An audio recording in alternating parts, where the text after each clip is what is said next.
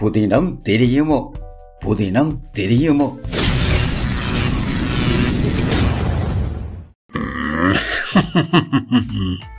பவளம் ஆளே காணையில. பவளம் என்னப்பா சொல்லுங்க. கொஞ்சம் தடிமர் குணமா கிடக்கு. அண்டைக்கு வாங்கி வந்த சமூகம் அங்க வச்சனானே. ஓமப்பா. கொஞ்சம் தேயிலையோட சமூகனையும் போட்டு கொஞ்சம் சூடா கொண்டு வாவே. குடிச்சு போட்டு புதினத்தை சொல்லுவா. உவன் சண்முகத்தையும் இஞ்சால பக்கம் காணையில. இந்த அருங்கோ கொண்டாப்பா.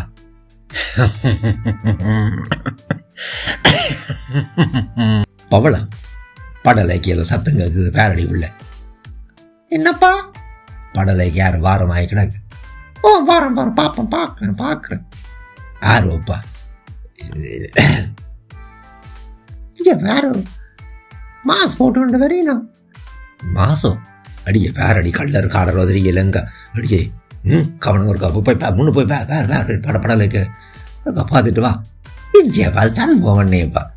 சண்முகம் அட என்னவன் மாசோடையும் பேப்பரோடையும் வாரான். அட வாடாப்பா சண்முகம்.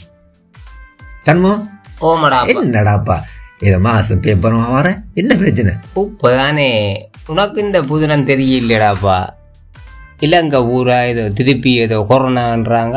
அதுக்கு தாண்டா முகக்கவசம் அணிஞ்சு கொண்டு இந்த பேப்பர் ஊரா என்ன விசேதே.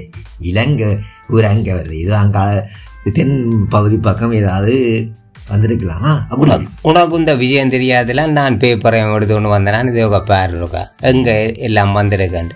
சரி பேப்பரில் ஏதோ கொரோனா அறிகுறியா? இங்காலே வந்துட்டு தான் அதான் இந்த முகத்துக்கு கவசம் அணிஞ்சு கொண்டு தெரியும். எட்டனில் சண்முகம் இப்படியே வேற நீ தள்ளினில் போவே சொல்ற. கொஞ்சம் பாதுகாப்பா தான் வாரேன். நானும் பாதுகாப்பா இல்லை இருக்கணும் கண்டியே. சரி வந்தனி இது கிட்ட வரா. பவளம் அவனுக்கு கொஞ்சம் தேன் தண்ணி போட்டு கொடு. சரியே நானும் புதினத்தை தொட்டாங்குவான். சரியே சரி. கும்பிட போற இடத்துலையும் குறுக்கால மறுக்கால குரலை வித்த காட்டுறவையால ஜனங்கள் நிம்மதியா கும்பிடவும் இயலாத காலமா போட்டது. 2-3 கிழமைக்கு முன்னர் யாழ்ப்பாணம் டவுனில் இருந்து கொஞ்சம் தள்ளி இருக்கிற ஊர் கோயில் ஒன்றில் கொடியேற்றம். வழக்கமா கோயில் திருவிழா என்றால் தேருக்கும் கொடியேற்றத்துக்கும் தான் ஜனங்கள் கூடுதலா போறவ. அத மாதிரி இந்த கொடியேற்றத்துக்கும் நல்ல ஜனங்களும் பத்திரகாளி அம்மன்ற அருள் கிடைக்கணும் என்று நெஞ்சுருகி கும்பிட்டு கொண்டு கேட்க திடீரென்று எல்லாரையும் தள்ளி கொண்டு முன்னுக்கு வந்து 2 கையையும் விரிச்சு பக்தி பழம் மாதிரி ஒருத்தர் கும்பிட தொடங்கினார்.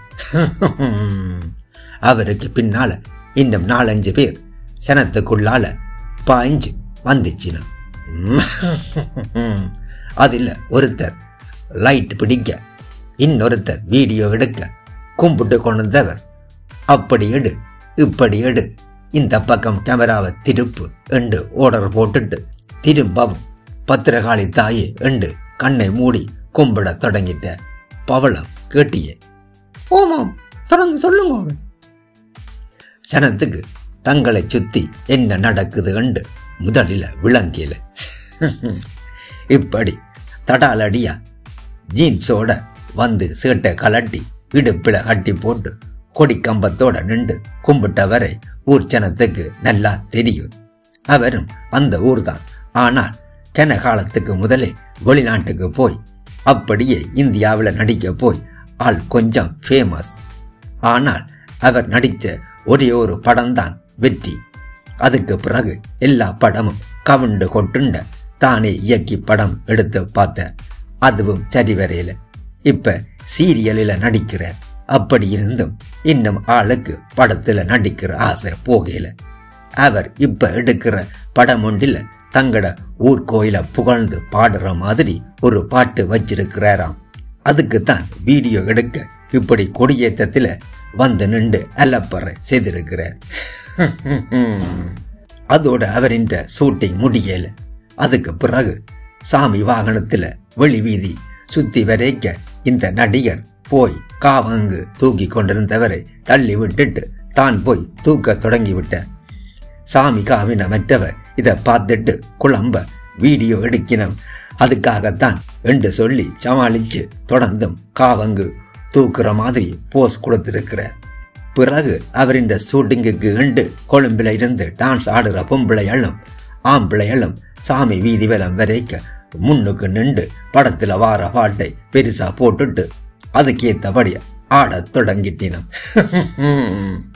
கொடியேற்றத்துக்கு வந்த சனத்துக்கு திருவிழாக்கு வந்தோமோ இல்லாட்டி சினிமா ஷூட்டிங் பார்க்க வந்தோமோ என்று சினம் வர தொடங்கிட்டு எல்லாரும் விரதகாரர் விடிய சாப்பிடாமல் வந்து திருவிழா முடியத்தான் வீட்டை போய் அவை சாப்பிட வேணும். இது விளங்காமல் சாமி வரைக்க முன்னால நின்று பாட்டை போட்டு ஷூட்டிங் கண்டு கூத்தாடினால் இன்னும் லேட் ஆகுமல்லோ. அந்த நடிகர் எங்கட ஊர் தான், அவருக்கும் கோயிலில் பக்தி இருக்கு, சப்பர திருவிழா அவை இன்றதான். ஆனா அப்படி ஷூட்டிங் எடுக்கிறதென்றால் அது திருவிழா இல்லாத இன்னொரு நாளில தான் எடுக்கணும்.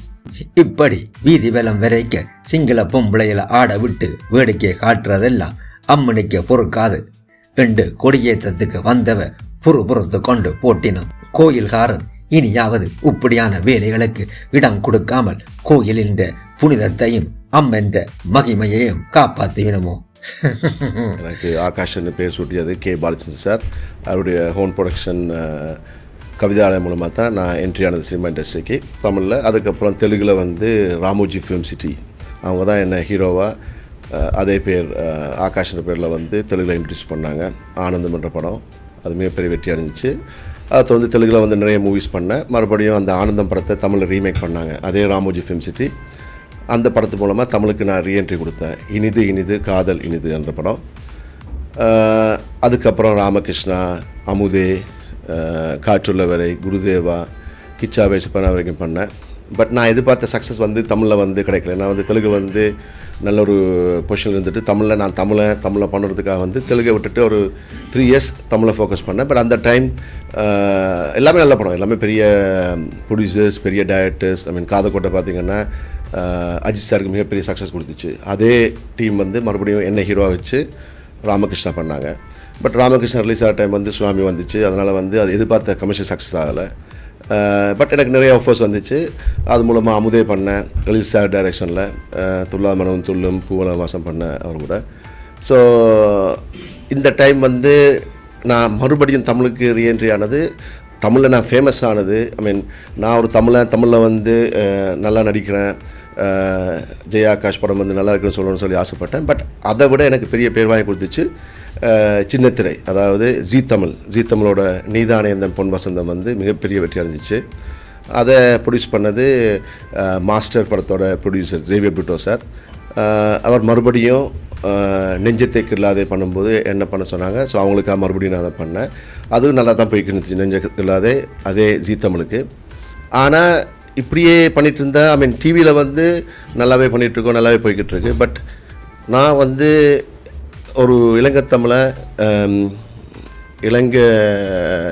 டேலண்ட், அதாவது இங்கே வந்து நிறைய டேலண்டட் கலைஞர்கள் இருக்காங்க, தொழில்நுட்ப கலைஞர்கள் இருக்காங்க. அவங்களெல்லாம் வந்து என்னோட கூட்டு போகணும்னு ஆசைப்படுவேன். பட் அங்கே வந்து பண்ண முடியலை. சரி, ஓகே, அங்கே வந்து அவங்க முக்கியமாக அங்கே இருக்கிறவங்க தான் கண்டினியூஸாக வந்து வாய்ப்புகள் கொடுக்கணுன்றதால வந்து சரி இங்கே பண்ணலாம் என்னட்டு இண்டோ ஸ்ரீலங்கன் ப்ராஜெக்ட்னு சொல்லி பிளான் பண்ணி பண்ணணுன்றதுக்காக வந்து தொடர்ந்து படம் பண்ணணும் இங்கே இலங்கையினத்துக்காக ஆரம்பித்த ஃபஸ்ட் படம் என் உயிரே.